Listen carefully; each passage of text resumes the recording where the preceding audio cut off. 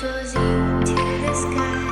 The summer was alive, going to the end of time. I can see the daylight. I swear perfect. Is it really the end? Just like a stranger, so far away from me. You said you're running for ناظرین کرام السلام علیکم. آج ہم آپ کو دنیا کے ایسے ملک کی سیر کروانے جا رہے ہیں جہاں کے شیخ دنیا میں سب سے زیادہ امیر ہیں، اور اس ملک کی کرنسی دنیا کی سب سے مضبوط ترین کرنسی کہلاتی ہے. ویڈیو کے آخر میں ہم آپ کو یہ بھی بتائیں گے کہ کیسے پاکستانی اس ملک آسانی سے جا سکتے ہیں اور کروڑوں روپے کما سکتے ہیں. اس کے ساتھ ہی ہم آپ کو یہ بھی بتائیں گے کہ کیسے یہاں کے لوگ شادی کرتے ہیں، کس طرح سے زندگی گزارتے ہیں.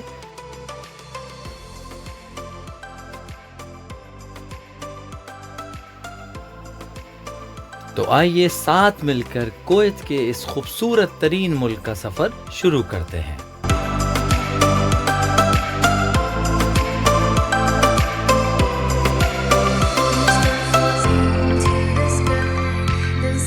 یہ دنیا کا وہ ملک ہے جہاں پیٹرول کی نہریں بہتی ہیں، یعنی کہ اس ملک میں اتنا پیٹرول موجود ہے جو کہ پوری دنیا کی ضرورت کے لیے کافی ہے.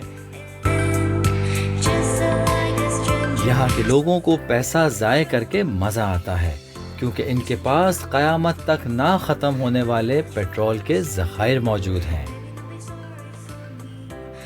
اس چھوٹے سے دنیا کے امیر ترین ملک کی کل آبادی صرف 42 لاکھ ہے، جن میں وہاں کے لوکل کی تعداد صرف 30% ہے، جبکہ باقی تمام لوگ دوسرے ممالک سے آ کر وہاں نوکری یا کاروبار کر رہے ہیں، جس میں تقریباً 1.5 لاکھ پاکستانی اور 2 لاکھ انڈین بھی شامل ہیں. ویڈیو کے آخر میں ہم آپ کو یہ بھی بتائیں گے کہ کیسے آپ کویت کا ورک ویزا حاصل کر کے وہاں بہترین نوکری حاصل کر سکتے ہیں اور ہر ماہ کروڑوں روپے کما سکتے ہیں، کیونکہ کویت کی کرنسی کا ریٹ پاکستانی کرنسی کے مقابلے میں تقریباً 950 روپے ہے. یعنی کہ اگر آپ پاکستان کے 950 روپے دیں گے تو آپ کو صرف ایک کویتی دینار ہی ملے گا. تو آئیے ناظرین، سب سے پہلے کویت کے بارے میں کچھ ضروری اور اہم باتوں کو جان لیتے ہیں. رقبے کے لحاظ سے یہ ملک دنیا میں 140ویں نمبر پر آتا ہے. اس ملک میں 10 ارب ٹن تیل کے ذخائر موجود ہیں جو کہ پوری دنیا کی ضرورت تقریباً 50 سال تک پوری کر سکتے ہیں. یہ ایک مسلمان ملک ہے، اس لیے یہاں کی 90% آبادی مسلمانوں کی ہی ہے. یہاں رمضان کا خاص احترام کیا جاتا ہے اور روزے کے اوقات میں یا کھانا پینا یا گانے سننا سختی سے ممنوع ہے.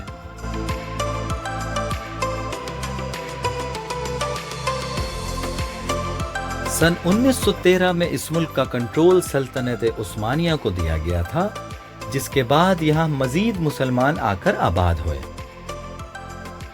1938 میں یہاں تیل کے ذخائر دریافت ہوئے، جس کے بعد برطانیہ نے کویت پر قبضہ کر لیا.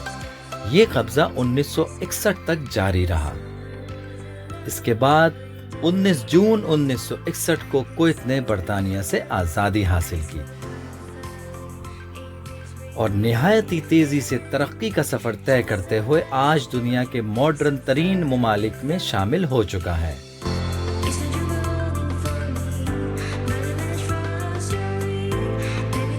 کویت میں دنیا کا تیسرا سب سے بڑا شاپنگ مال بھی موجود ہے جو کہ کویت سٹی یعنی کہ کویت کے کیپٹل میں موجود ہے. اس مال کا رقبہ 1 کلومیٹر سے بھی زائد ہے. اگر آپ پورا دن بھی اس مال میں گھومتے رہیں تو بھی پوری طرح سے نہیں دیکھ پائیں گے. یہاں دنیا کی 23ویں بلند ترین عمارت بھی موجود ہے جو کہ تقریباً 85 منزلہ ہے. اس عمارت کو کویت سٹی کے بیچ میں تعمیر کیا گیا ہے تاکہ اس کا نظارہ شہر کے چاروں اطراف سے ہو سکے. اس عمارت کا نام الحمرا ٹاور ہے.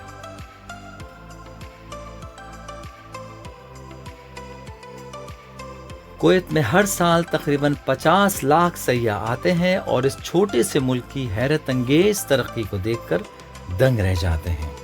کیونکہ یہ ایک جزیرہ نما ملک ہے، اس لیے یہاں کوئی دریا یا نہری نظام موجود نہیں۔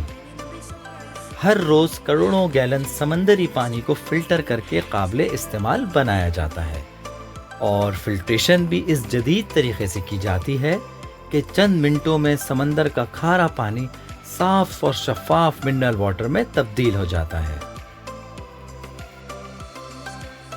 کویت میں بادشاہی نظام نافذ ہے اور یہاں کے بادشاہ کا نام شیخ مشعل الاحمد ہے۔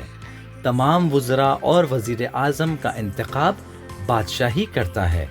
کویت کے بادشاہ کی 2 بیویاں ہیں اور 12 بچے ہیں، جن میں 5 بیٹے اور 7 بیٹیاں شامل ہیں۔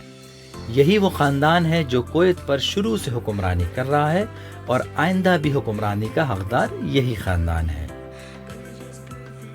تیل کی دریافت سے پہلے یہاں کے لوگ مچھیرے تھے اور سمندر سے مچھلیاں پکڑنا اور قیمتی موتی تلاش کر کے دوسرے ممالک میں فروخت کرنا ان کا پیشہ تھا۔ اس کے بعد جب سن 1938 میں یہاں پر تیل کی دریافت ہوئی تو اس ملک کی قسمت بدلنا شروع ہو گئی، اور 1961 میں برطانیہ سے آزادی کے بعد صرف چند سالوں میں ہی کویت نے ایسی ترقی کی کہ پوری دنیا حیران رہ گئی۔ اتنا ایڈوانس اور ماڈرن ہونے کے باوجود یہ لوگ اپنی ثقافت کو نہیں بھولے ہیں۔ ہر گھر میں مجلس نما ایک کمرہ بنایا جاتا ہے جہاں مہمانوں کو بٹھایا جاتا ہے۔ اس کمرے میں نیچے قالین اور نیچے صوفے رکھے جاتے ہیں۔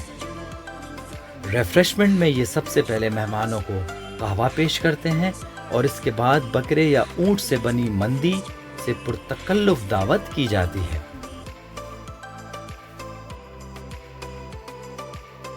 یہاں پر ہر سال اونٹوں اور گھوڑوں کی ریس منعقد کی جاتی ہے، جس پر اربوں ڈالر کا جوا کھیلا جاتا ہے، جبکہ ایک ایک گھوڑے کی قیمت کروڑوں ڈالر میں ہوتی ہے۔ کیونکہ ان کو پالنے میں یہاں کے لوگ ہر سال کئی کروڑ خرچ کر دیتے ہیں، اس لیے ان جانوروں کے لیے فریش کھانا روز بذریعہ ہوائی جہاز یورپ اور دوسرے ممالک سے لایا جاتا ہے، جبکہ ڈاکٹرز کی ایک ٹیم ہر وقت جانوروں کی تیمارداری کے لیے موجود رہتی ہے۔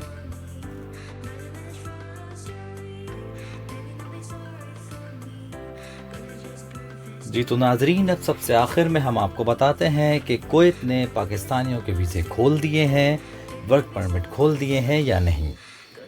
جی تو اس میں سب سے اہم بات یہ ہے کہ حال ہی میں کویت نے چند خاص شعبوں کے ویزے پاکستانیوں کے لیے کھول دیے ہیں، جن میں سر فہرست ہے کنسٹرکشن فیلڈ۔ اس کے علاوہ ڈاکٹرز، انجینئرز، زراعت سے وابستہ افراد کے لیے بھی ورک پرمٹ جاری کیے جا رہے ہیں، جس کا بہت ہی سمپل طریقہ ہے۔ آپ کو گوگل پر جا کر جابز ان کویت سرچ کرنا ہے، اس کے بعد اپنی فیلڈ سے ریلیٹڈ جاب کو سرچ کر کے فارم فل کر کے وہاں کی کمپنی میں اپلائی کر دینا ہے۔ باقی پروسیجر کا طریقہ کار آپ کو کویت میں موجود جو بھی کمپنی جہاں کے لیے آپ جاب کے لیے اپلائی کر رہے ہیں وہاں سے ہی بتایا جائے گا۔